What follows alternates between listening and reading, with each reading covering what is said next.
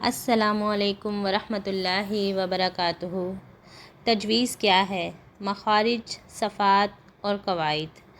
آج میں آپ کو اس کی کچھ اہمیت کے بارے میں بتاتی ہوں۔ سورۃ مزمل کی آیت نمبر 4 میں اللہ تعالیٰ نے فرمایا ہے، بلکہ ہمیں بتایا ہے کہ وَرَتِّلِ الْقُرْآنَ تَرْتِیلًا، اور تم بھی قرآن کو ترتیل سے پڑھو، مطلب ٹھہر ٹھہر کے پڑھو۔ تو چلے آئیں آج شروع کرتے ہیں لیسن نمبر 1 سے۔ تعوذ، تعوذ نہیں، تعوذ۔ اعوذ باللہ من الشیطان الرجیم۔ تسمیہ، تسمیہ نہیں، تسمیہ، تسمیہ۔ بسم اللہ الرحمن الرحیم۔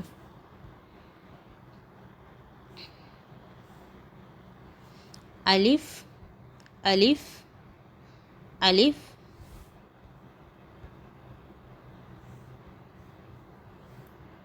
با، با، با کے ساتھ الف ہے۔ یہ دو حرف مل کر پڑھیں گے تو الف جتنا ہی با کو کھینچا جائے گا، جیسے با، با۔ اگر مقدار کے حساب سے پڑھیں گے تو مٹھی کو بند کر کے شہادت والی انگلی کو آرام آرام سے کھولیں، جب تک وہ پوری کھل جائے آپ نے اتنا با کو کھینچنا ہے۔ با، با۔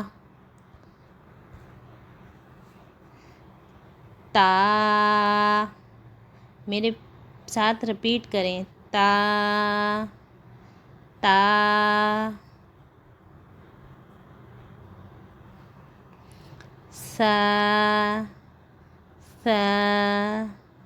سا لفظ ایک سموت ہے جسے ادا کرنے کے لیے ہم اپنی زبان کی بالکل نوک کو اپنے اوپر والے دانتوں کے بالکل کنارے پر ہلکا سا ٹچ کریں گے تو یہ لفظ آسانی سے ادا ہو جائے گا۔